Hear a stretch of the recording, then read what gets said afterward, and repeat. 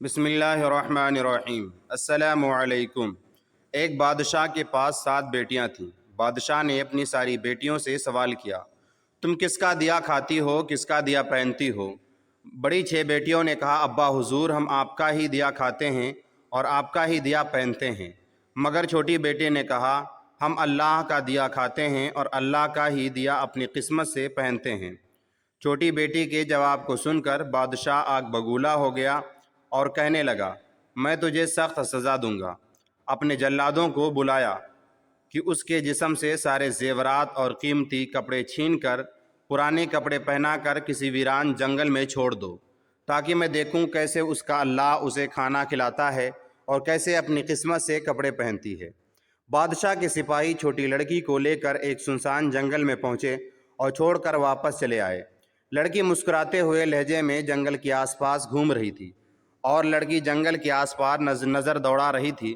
اسے درخت کے علاوہ جنگل میں کچھ نظر نہیں آ رہا تھا، مگر اسے ذرہ برابر بھی غم اور خوف نہیں تھا۔ شام ہونے والی تھی، سوچا کہ لکڑیاں جمع کر لوں، رات میں جلانے کے کام آئے گی، جس کی روشنی سے کوئی درندہ جانور بھی قریب نہیں آ سکے گا۔ لڑکی جنگل میں دوڑ دوڑ کر لکڑیاں جمع کر رہی تھی کہ اچانک اس کی نظر جنگل کے بیچ ایک جھوپڑی پر پڑی، جس میں ایک بکری بندھی تھی۔ اسے تعجب ہوا، جھوپڑی کے قریب گئی تو دیکھا کہ ایک بوڑھا چارپائی پر لیٹا ہے۔ بوڑھا نے لڑکی سے پوچھا، تم کون ہو؟ تم یہاں کیسے آئی؟ لڑکی نے اپنا پورا ماجرا بیان کیا۔ بوڑھا کہنے لگا، بیٹی تم میری اسی جھوپڑی میں رہو، کھانے پینے کی ساری چیزیں موجود ہے، کھانا بنا لو اور کھاؤ، مگر میں صبح شہر کام کرنے چلا جاؤں گا، 1 ہفتے کے بعد واپس لوٹوں گا۔ لڑکی جلدی جلدی جھوپڑی صاف ستھرا کرنے لگی۔ صبح بوڑھا شہر چلا گیا، اب لڑکی اکیلے رہنے لگی۔ شام میں اس نے بکری کا دودھ نکالا، آدھا دودھ پی لیا، آدھا برتن میں رکھ چھوڑا، جھوپڑی کے دروازے پر رکھ دیا، کوئی بھوکا جانور پی لے گا۔ رات میں کوئی سانپ آیا، دودھ پی کر موتی اگل گیا۔ صبح لڑکی سو کر اٹھی، دیکھا دودھ کوئی پی گیا ہے اور برتن میں ایک قیمتی موتی پڑی ہے۔ اس نے سانپ کے چلنے کا نشان دیکھا۔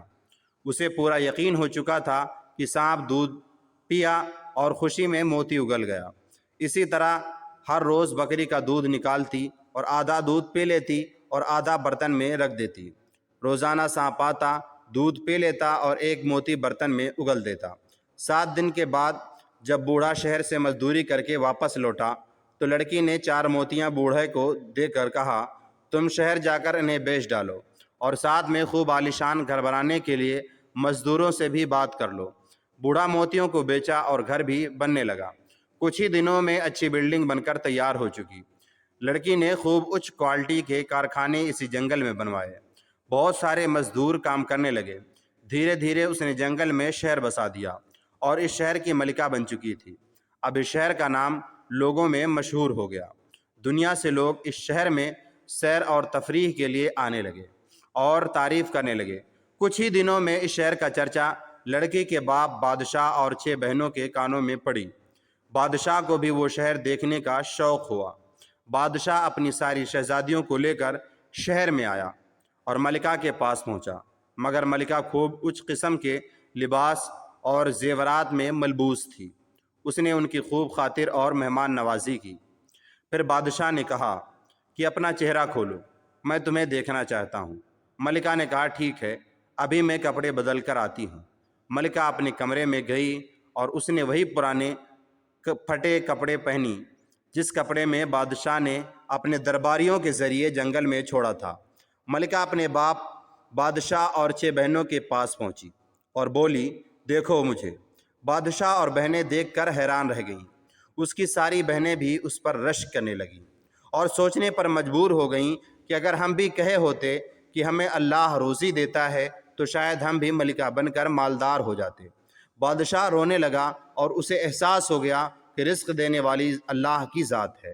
کسی دنیا کے بادشاہ کے پاس اتنی طاقت نہیں کہ کسی کو روزی دے سکے اور مالدار کر دے، اور ہر چیز پر اللہ ہی قادر ہے۔